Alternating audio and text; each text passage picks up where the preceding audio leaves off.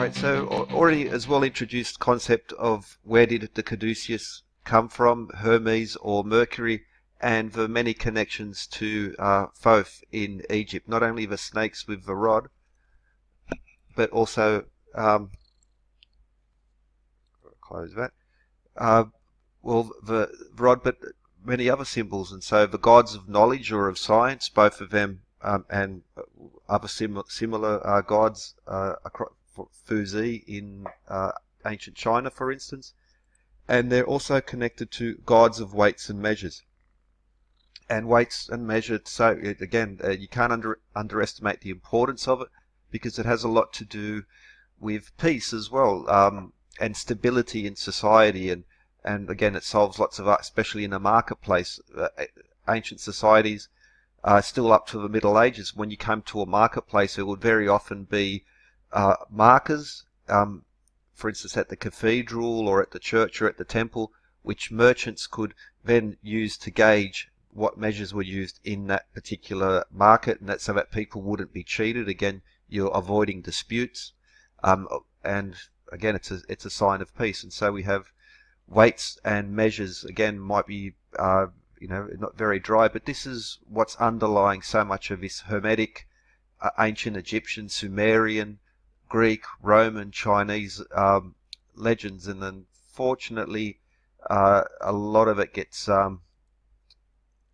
into some really okay, I won't. So this is one of the fountains here in Royal Botanical Gardens in Sydney, the Arthur Phillip fountain, and it has 4 figures around there depicting Greek gods, and again telling a story. So many of these sculptures, decorations on buildings actually tell a story. It's just a matter of understanding the mythology and showing, and there's a lot of information carried in these. Even the placement will very often depict something of a star chart, a constellational chart.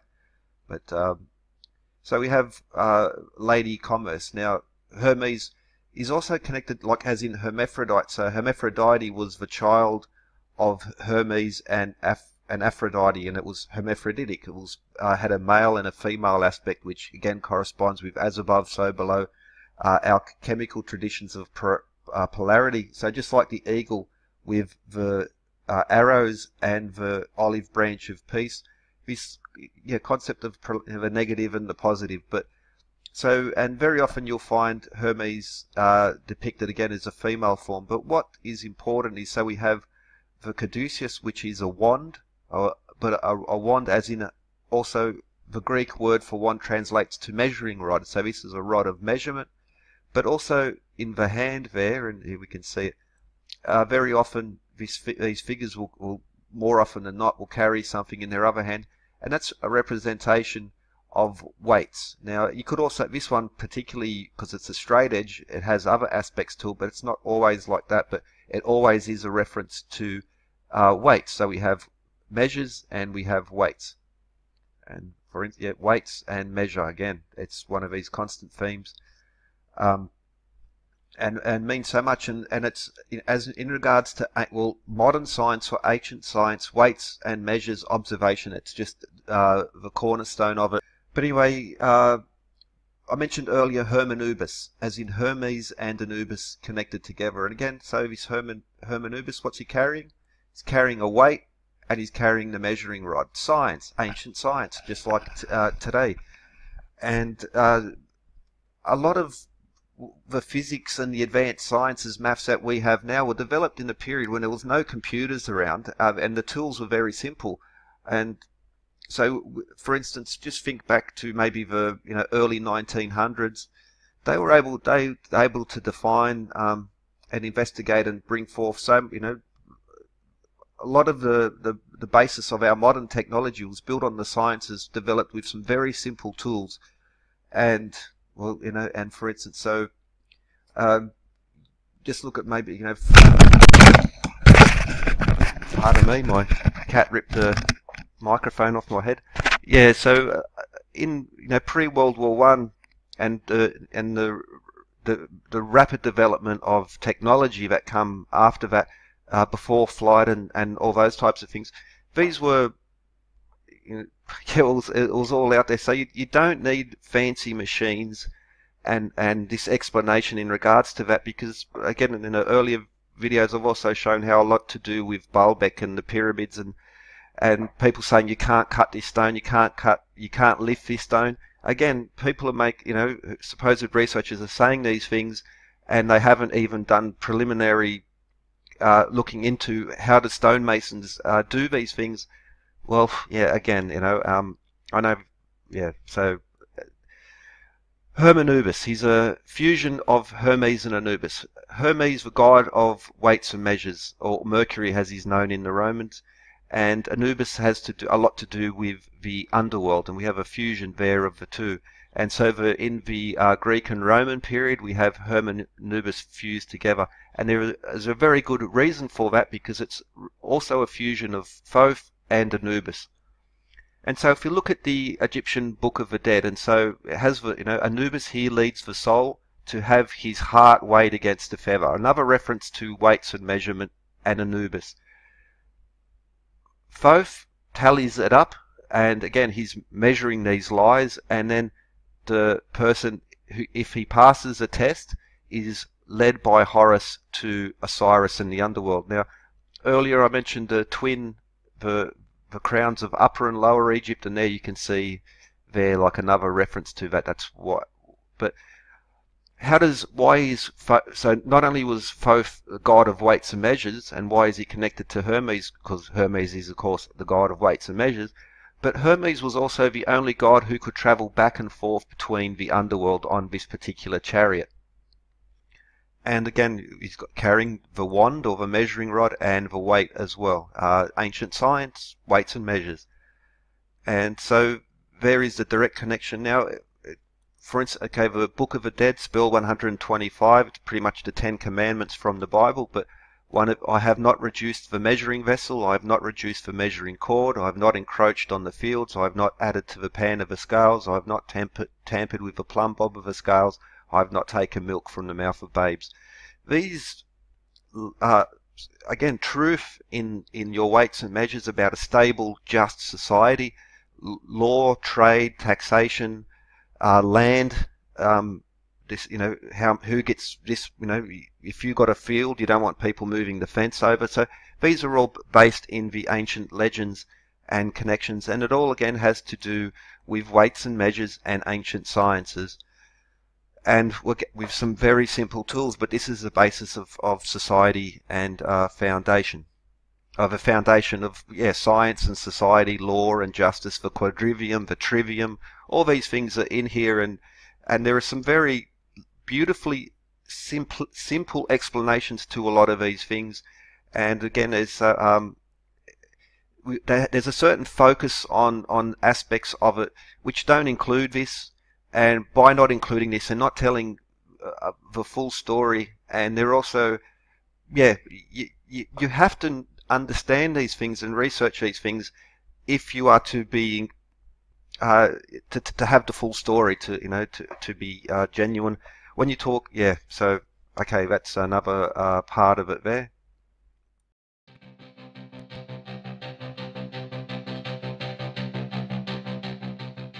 So apart from Egypt and then the later Greco-Roman period, well, contemporary to Egypt and the Old Kingdom, we have the Sumerian legends, and I mentioned earlier Nigishzida and the coiled snakes and the measuring rod or the wand as is depicted.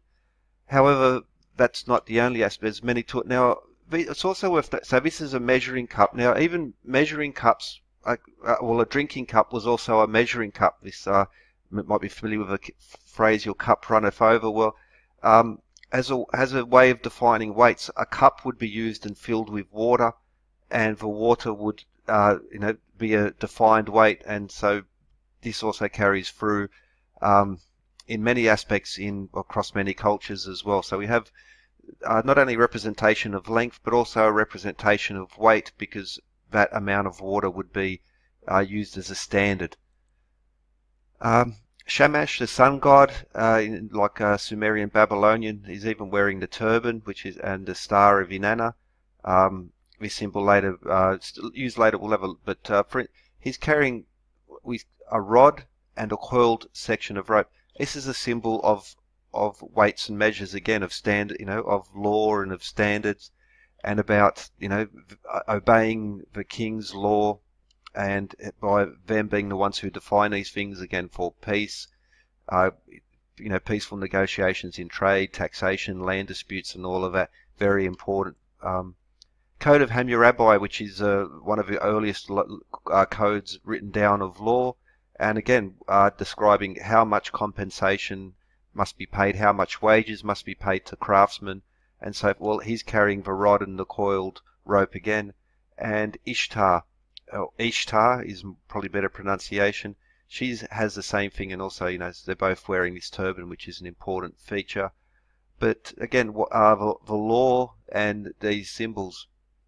Now, okay, well, another important reference is so this is one of the oldest depictions of Inanna, and okay, so she's still carrying these little objects, but in Anna's Descent into the Underworld, a very famous ancient poem from this period, to pass into the underworld, she wanted to take control of the underworld from her sister, and to get there she had to pass through 7 gates, and each time she passed through a gate she had to lose a piece of jewelry, lose a piece of clothing, and this 7-step ritual is also important in Isis cults, Mithraism, really all across so many of these esoteric groups. Still, even now, it's a very common theme for the 7 steps of initiation.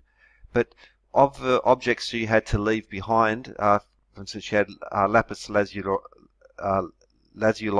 jewelry, but she also carried a measuring rod of lapis lazuli, and that was the first thing she had to leave behind, which was interesting because a measuring rod being a symbol of truth and peace, she was engaged in her campaign was to take over the underworld, and she did that unlawfully. She overthrew her sister, and eventually she was judged by Enlil, and the Anunnaki were the forces, the stormtroopers, so to speak, who threw her off the crown.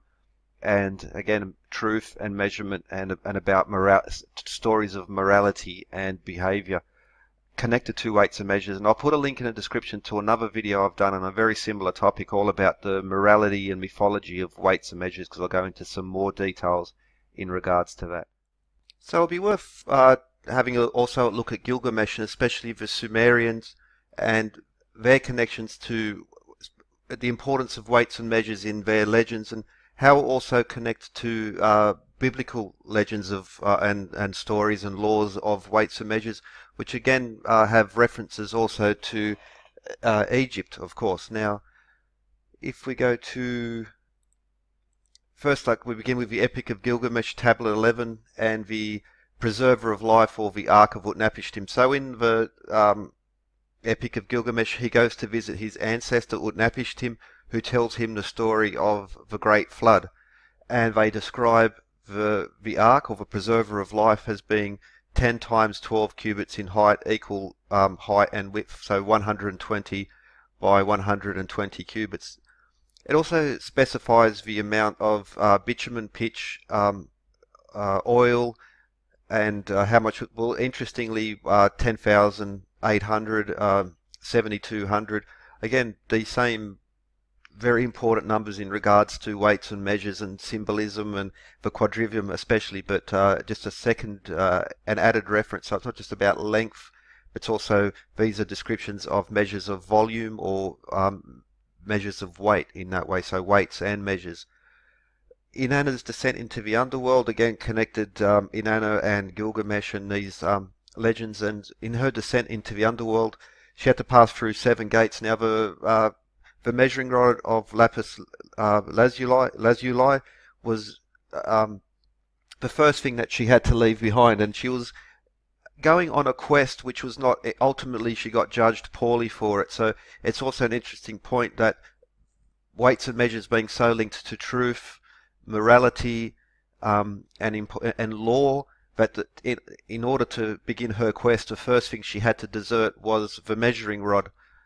And but so again, if we come now, the Bible, so many references to the Bible, but just focusing on Zechariah 2:1, and behold a man with a measuring line in his hand. Revelation 11, and again, measuring rod like a staff, I was told to rise. Do not measure the court outside the temple. Again, 42 months, and the two witnesses, a prophecy of 1,260 days. Very important number as well. That, for instance, 252 degrees on the outside of a pentagon, and multiply that by the 5 outside corners, you get 1260, and some other references, but that's going off topic a bit. Ezekiel, measuring the temple area again, measuring reed, and so the rod or the reed, and also the importance, like a reed was also, for instance, a papyrus would be, reed would be cut, and that would be used like a quill pen, and that matches a description of Thoth in the Book of the Dead. He watches Anubis weigh the soul, and then with a reed he writes on a tablet, and he decides who goes, accounts whether your life has been truthful or not, and whether you can pass through to the Osiris and the underworld. Ezekiel 43, again we see measuring reed or a rod measured again, and this is a wand again, so the focus, the premise of this has been the idea of the magic wand or the reed or the rod. Jeremiah, again, measuring line, so, and especially the connection in both in the Book of the Dead and in subtle references to it in the Inanna's descent into the underworld, and literal descriptions of it. You shall do no wrong in judgment in measures of length or weight or quantity. You shall have just balances, just weights. Again, you could virtually read that straight out of the Book of the Dead. And we brought you out of the land of Egypt as well. So very strong connections there, and again, not too subtle. Proverbs, a false balance is an abomination to the Lord, but a just weight is his delight. So not just for the sciences, but also for the stability of law and trade and society. Again, the concept of being honest with your weights and measures.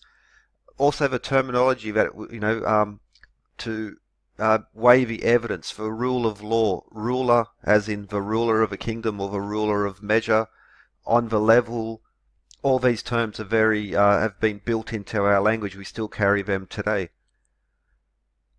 Proverbs 20:10, diverse weights and diverse measures are both like an abomination to the Lord. Deuteronomy, you shall not have in your bag 2 kinds of weights, a large and a small. You shall not have in your house 2 kinds of measures, a large and a small. A full and a just weight you shall have, a full and just measure you shall have. And again, our reference being those who act dishonestly, and again, no too subtle references to there. Revelation 22, describing the holy city, New Jerusalem. Again, measuring rod of gold to measure the city, its gates and walls, and 12,000 stadia high, wide, and long. Which brings us, so for instance, Moses, the book of law, and Moses carried the staff, and again, how we mentioned earlier, he used that staff in his contests with the Egyptian priests. And this is the picture from St. Andrew's Cathedral. You won't always see it, but in the story itself, he's carrying the measuring rod or a yardstick or a wand. And again, so the Egyptian magicians and the concept of so even now priests will carry the rod. So you'll see the shepherd's staff, but you'll see all sorts of priests, even in Shinto and so over in the east, all the way over, and this still being like a rod of power or of law. And again, weights and measures, this being sort of, like a tool of, we have the authority to define what measures are. This, you'll be judged on these measures if you're not honest with them. But interesting also, so Revelation 22. This is from, now some versions of the Bible say 12,000 stadia. The city was measured with the rod, 12,000 by 12,000 by 12,000 stadia. The King James Version says it's furlongs, and there's a whole history there. So the furlong we can trace back to the when it was officially become law in modern terms, was at the time of Elizabeth I and Edmund Gunter, or the surveyor's chain of 66 feet. 10 of those is a furlong, 660 feet being one furlong in the modern speak. But in regards to, so 12,000 by 12,000, so the Temple of Solomon, 120 cubits high, and back to the Epic of Gilgamesh, 120 cubits high. So these legends, which have all these other aspects to it, are also conveying a certain level of information in regards to weights and measures, and sort of the focus of all the videos, and why it's so important that these ancient stories and ancient lore is connected to ancient temples. And so whether it's Stonehenge or the pyramid, or the temples of Sumer and Babylon, or even over to the Indus Valley civilization, who had a standard street width, for instance, of 33 feet, which again I'll get into that because that connects very strongly to another form of wand which was used in the medieval period.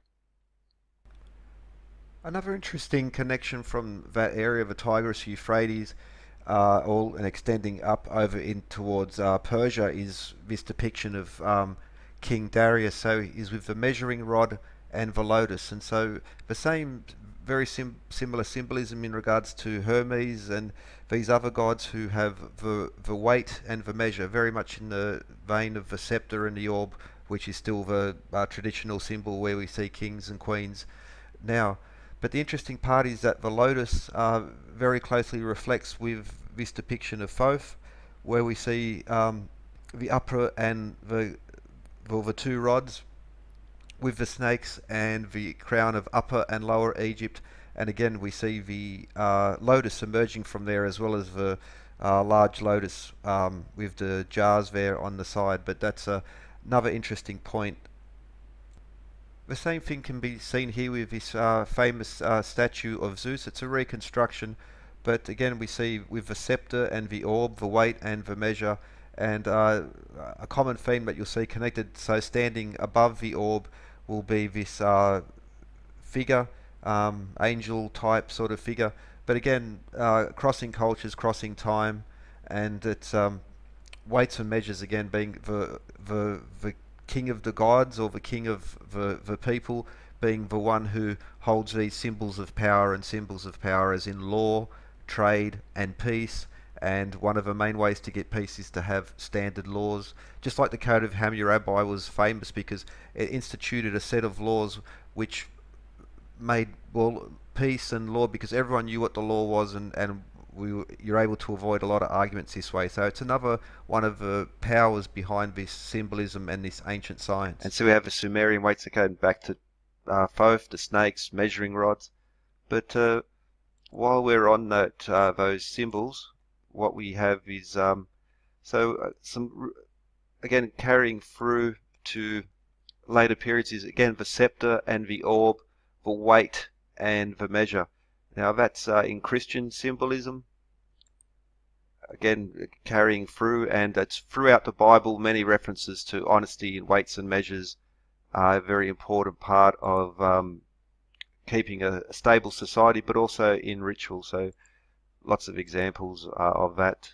But what's most relevant about it is that it's still a very important theme today. So royalty carries a sceptre and orb, and royalty defines the Magna Carta and all these similar documents, just like the much earlier Code of Hammurabi, about setting weights and measures and standards, so that again as a thing of justice, but also as a thing of peace. Because once you have these, just like having a common language, standard common weights and measures, fundamental in culture and society. Now again, there's lots of examples of that, and for kings and queens, the same thing, sceptre and orb. But it also connects as well the constellations. Many constellations have references to the importance of weights and measures, and Virgo for one, carrying the rod, and also the sheaf of wheat. Now wheat and grains is used to define weights and measures. So 3 barley grain was 1 inch, but also the amount of grains, for instance, it's not talked about much anymore, but when they talk about how much gunpowder will go into bullets and stuff, they talk about grains as well. And that's been one of the standards throughout history. And there are many other, well, Libra being one of the most obvious pan scales, but also the position of Libra in regards to, so Virgo, the rod, the sheaf of wheat, directly above Libra. And here we have Sextans and Hydra and Corvus, but Noctua should be here. That's no longer an official constellation.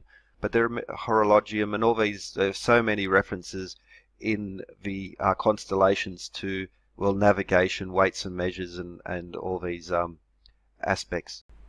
The importance of weights and measures, how they connect through trade, through dealings in land, taxation, even how, well, coins, especially, like, not so much now because we have fake money, even our coins are not the value of the precious metals that they once were, but they're integral to our society, but that still carries through with us now, because, for instance, the picture of the Lady of Justice carrying the scales and the ruler, and even, well, this older ad for the Fairbanks standard scales, and people who make, or scales who make rules, is very important, whether it's in engineering, education, so many parts of our lives. But even the terminology is carried on, and the phrases have grown into our language to have become very powerful. So, for instance, well, a ruler of a kingdom, as well, a ruler as in a measure of length, but the rule of law being one example. And so it's usually with a sword, but this is also a depiction of, a bit stylized, but of a ruler. So we have the rule of law, the scales of justice, terms such as weighing the evidence, or a square deal, or even on the level. So these are all symbols about terms, about honesty, about justice, about fair deals, and essentially about peace and a stable society through a system of laws and standard weights and measures. And so these are just some of the aspects that make this particular area so important still with us today. But all of these areas, all of these laws, all of these terms and their application was just as vital in the ancient times, because what are the foundation stones of a civilization? And it has to do with language, law, standard weights and measures, fair dealings in trade, and these types of things are just integral to any society. And as is important to us now, it was just as important back in the day. And so with that, I'll leave you. This will be the end of this part, and there'll be one more to come, and I'll be looking at not just the symbols and the gods of weights and measures, but how it actually applies, and how the official date in regards to trade between Egypt and the Indus Valley civilization especially is much older than what official history will recognize, and that can be literally weighed and measured through the systems of weights and measure that they use then, and and most people wouldn't realize we're actually still using it today. And so with that, I hope you enjoyed this part, and have a good one.